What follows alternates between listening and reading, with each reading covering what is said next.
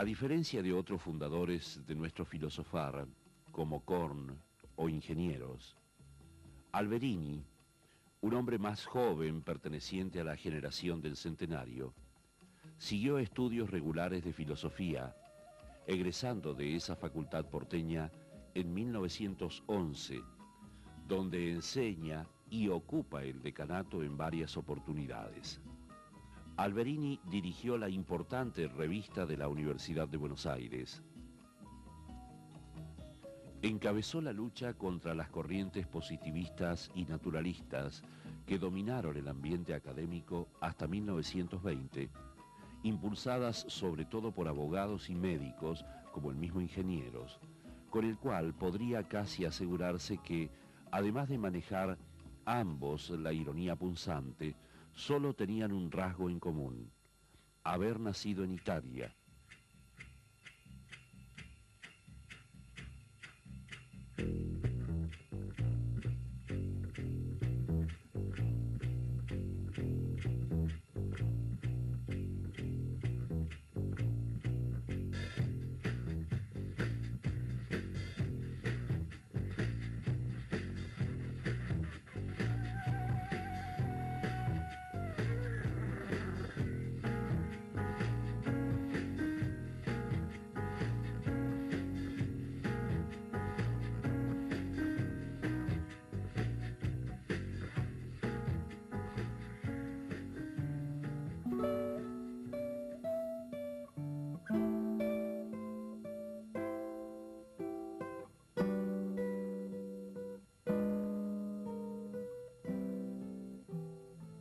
Hay muchas anécdotas de cuando él es chico.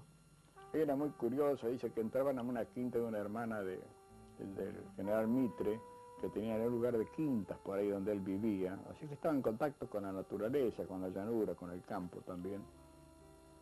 Y con el grupo de chiquilines solían meter allí, ir al gallinero, robar los huevos, hacerles un agujerito a los huevos y comer el contenido. Y cuando fue mayor dijo: esto es lo que suelen hacer ciertos positivistas, dice. Agarran los huevos de otros que están en el nido, le hacen el agujerito, le sacan el contenido y lo vuelven a poner en el nido, pero son epígonos, no crean, son imitadores, son repetidores de filosofías extrañas. Eran muy pobres, su madre trabajaba 16 horas en la fábrica de Lagomarcino de sombreros, y le daba 10 centavos para la ida en el tranvía hasta el Colegio Nacional Buenos Aires, y 10 para la vuelta y nada más, para que pudiera estudiar.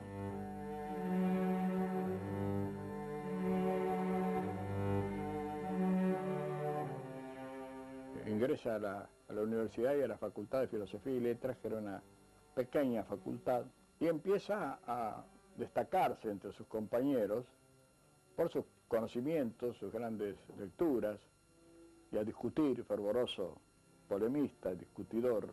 En el año 1907, antes de egresar, ya comenzó a publicar sus artículos en la revista Nosotros, dirigida por Giusti Bianchi, sobre el amoralismo filosófico, sobre la filosofía de Kant. Dicen que cuando dio su examen final fue aquello realmente épico, porque estaba tomando el examen la flor y nata del positivismo argentino, y dice que fue un duelo verbal extraordinario entre ese muchacho que estaba ahí recibiéndose y que le daba con un hacha al positivismo, pero que al final lo tuvieron que aprobar con notas brillantes.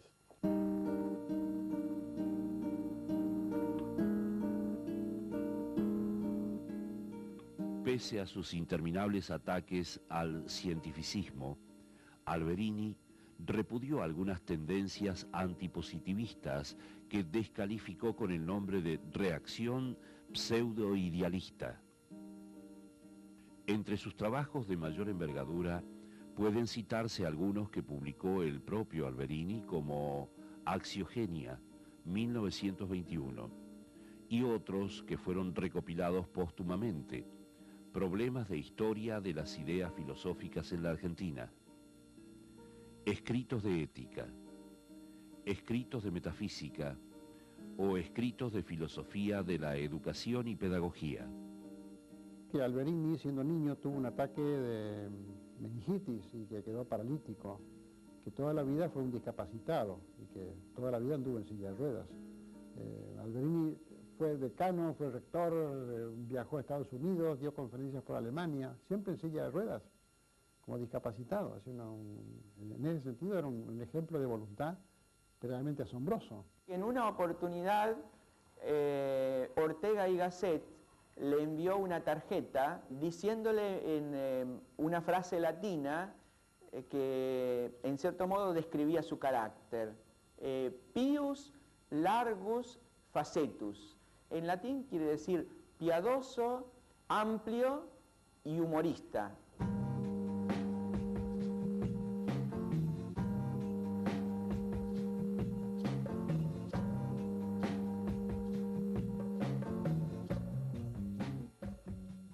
Escribía muy poco y fundamentalmente lo que hacía era hablar de los libros que había leído y realmente escucharlo era una maravilla porque la información que tenía era asombrosa. Entonces en su casa había prácticamente una reunión constante, permanente de alumnos, de colegas que iban a escucharlo, que iban simplemente a cambiar ideas sobre las últimas novedades de la filosofía europea, que además estaba enterado de absolutamente lo último, ¿sí? Una actualización total. Un hombre con mucho sentido del humor, que aflora así, sobre todo en las sobremesas, digamos, ¿no? Era un tipo muy divertido, con muchas anécdotas. Era un placer estar con él conversando, ¿no?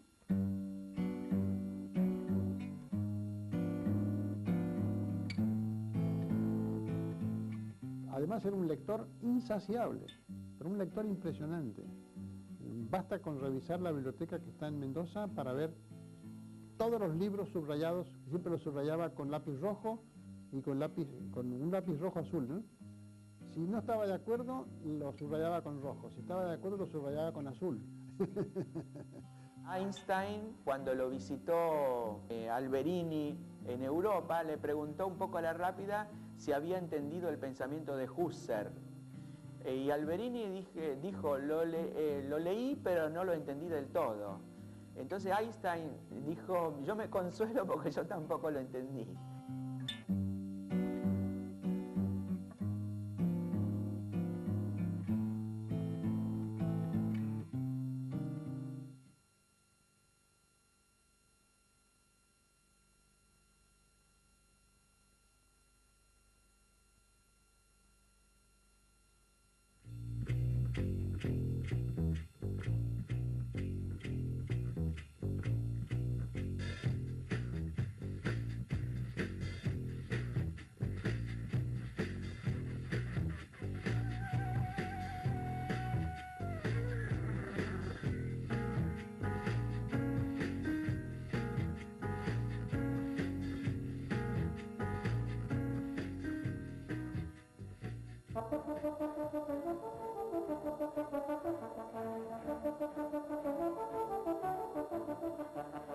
Durante varios años, Coriolano Alberini tuvo una destacada actuación en el exterior. Así como ingenieros, había brillado durante el Congreso Internacional de Psicología que tuvo lugar en Roma hacia 1905. Alberini fue el único representante latinoamericano que participó en el Congreso Internacional de Filosofía celebrado en la Universidad de Harvard en 1926, donde encuentra franca resonancia su crítica simultánea al nacionalismo y al internacionalismo.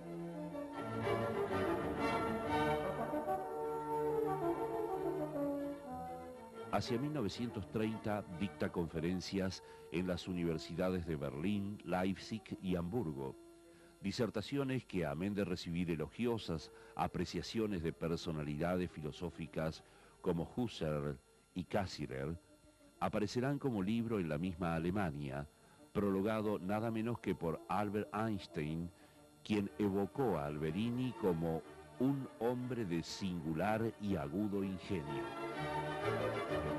Las relaciones de Alberini, por ejemplo, con Einstein son muy interesantes.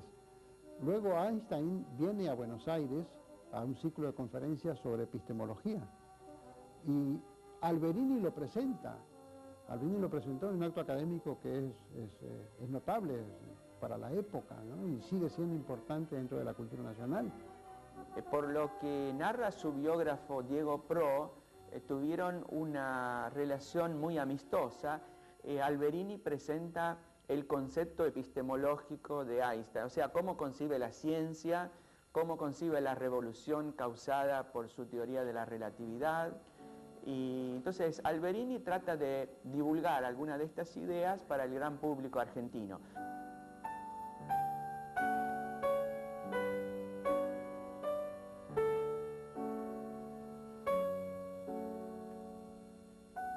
Alberini entendía que la filosofía cumplía una función social, eso no cabe ninguna duda.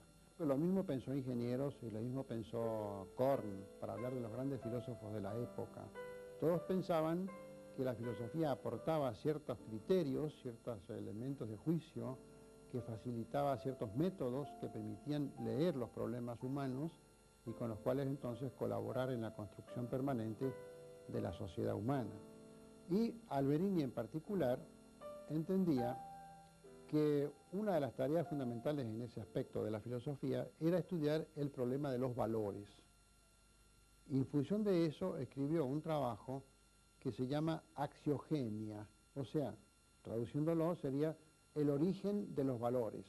Alberini ve el surgir de los valores en las personas a partir de la vida. O sea que cuanto más perfecta es una forma de vida, desde los animales al hombre, ¿no es cierto?, más se desarrolla su capacidad de valorar. Entonces, cuando la vida en su desarrollo evolutivo llega al ser humano, se muestra la capacidad de hacer valoraciones, juicios de valor, de tender a los valores como ideales. ¿Cuál es el origen de esos valores? ¿Cómo surgen? ¿Cómo se constituyen socialmente? El papel que juegan luego en la sociedad. Esos son los grandes temas de Axiogenia, que es posiblemente el trabajo, desde el punto de vista filosófico, más sólido de Alberini.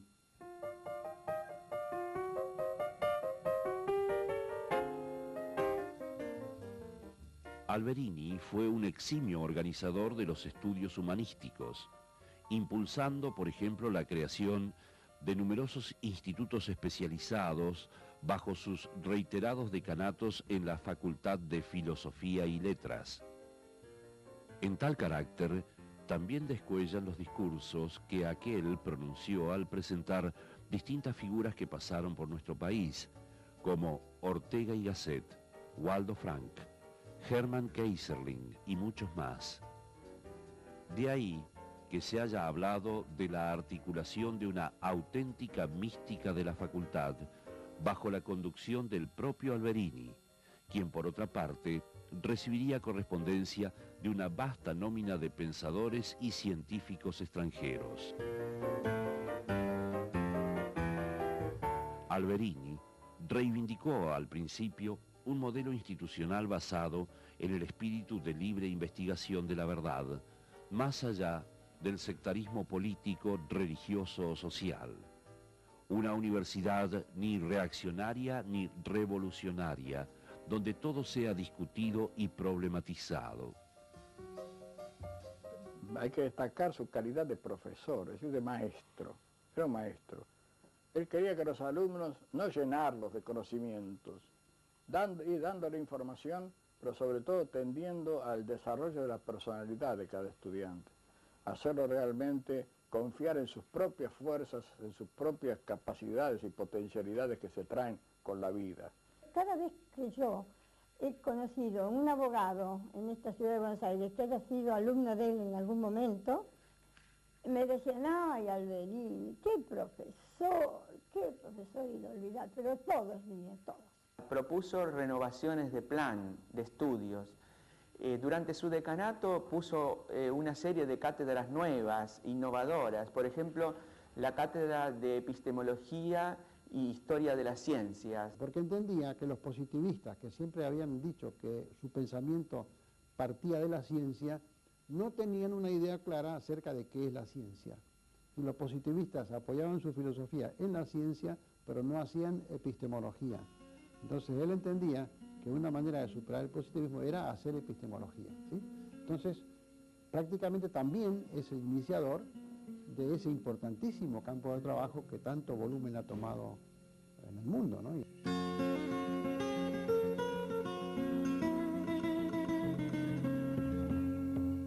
Y tuvo el mérito de hacer que el pensamiento filosófico de la Facultad de Filosofía y Letras de Buenos Aires alcanzara un nivel internacional.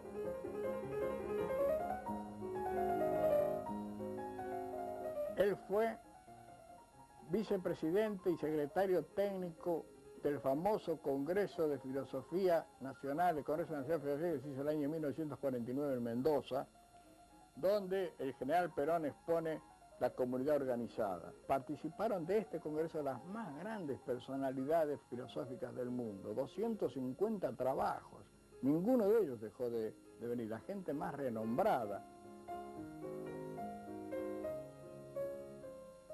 Allí Alberini presentó en la sesión inaugural una ponencia en la cual trazó un polémico panorama sobre el desarrollo filosófico argentino, con afiladas semblanzas sobre sus colegas y predecesores más encumbrados.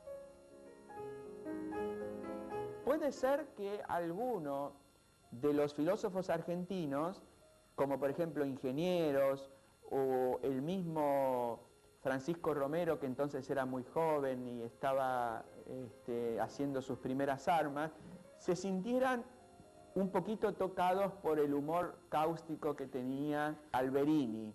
Pero lo que él transparenta a través de sus escritos es una mentalidad muy amplia. O sea, él va al encuentro de los pensadores y de las tendencias, aun cuando son distintas de las suyas, siempre que tengan un buen nivel, siempre que tengan una jerarquía, él los respeta y los admira y los hace sentir cómodos.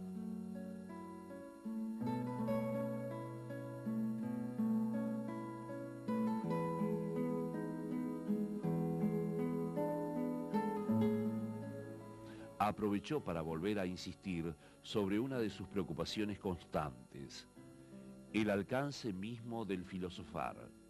Mucho, decía, se ha discutido sobre los caracteres nacionales de la filosofía. Entendamos, la filosofía es, esencialmente, un cuerpo de verdades universales. El elemento nacional reside en los motivos, en la preferencia por ciertos problemas y soluciones, las cuales, en sustancia, no valen sino por su carácter universal. Él decía que, bueno, que las ideas vienen de afuera o de donde vengan, en fin, qué sé yo, pero que de todas maneras la aplicación de las ideas a un contexto histórico hace que dejen de ser extranjeras para pasar a ser nacionales. Él es partidario de que la filosofía facilite a una nación la comprensión de sí misma a través de los propios valores y el diálogo entre las áreas de la cultura y el diálogo con otros pensamientos de otros países. Alberini no solamente era un pensador sistemático, que le interesaba la filosofía sistemática, sino que además le interesaba estudiar las ideas, cómo se desarrollaban las ideas en la sociedad, qué valor tenían las ideas, en fin, y luego estudiar a los grandes pensadores argentinos en particular, muy concretamente, por ejemplo, el pensamiento de Juan Bautista Alberdi, desde el punto de vista de una historia de las ideas.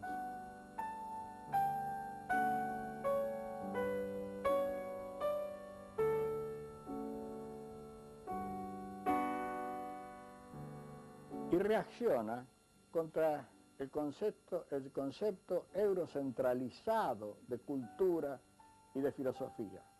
Si uno toma un diccionario de filosofía, hablan de filosofía sin más, a secas, y es la que ha producido Grecia y la que ha producido Europa. Pero cuando se refiere a nuestro filosofar, que lo tenemos, dicen filosofía americana, filosofía, es decir, como si fuéramos unos epígonos de ello, y no hay tal cosa. Es decir, conocemos todo eso, pero estamos tratando de ser originales, de pensar por nosotros mismos.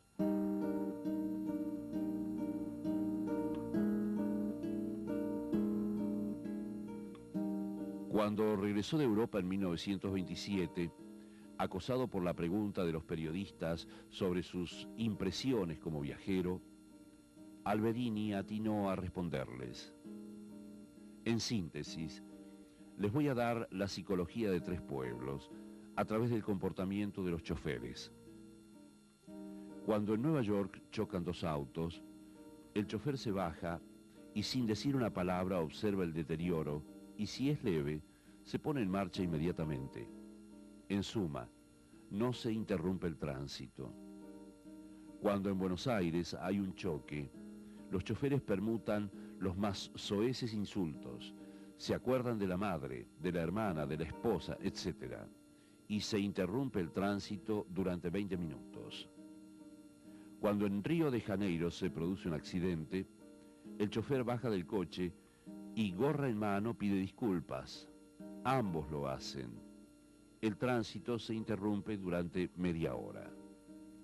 A lo cual añadió Alberini, como ustedes ven, son rasgos de psicología etnológica, aplicada a la educación, más interesante que los corpulentos volúmenes que escriben mis colegas sobre la materia. Yo creo que Coriolano Alberini deja un legado de tipo espiritual muy importante, la resiedumbre, la exactitud de su pensamiento, la severidad de su pensamiento filosófico reconocido no solamente en el país sino en el mundo entero. Alberini ayudó mucho a que la Argentina alcanzara un nivel de normalidad filosófica, es decir, de puesta al día y de posibilidad de entablar diálogo con lo más avanzado del pensamiento europeo.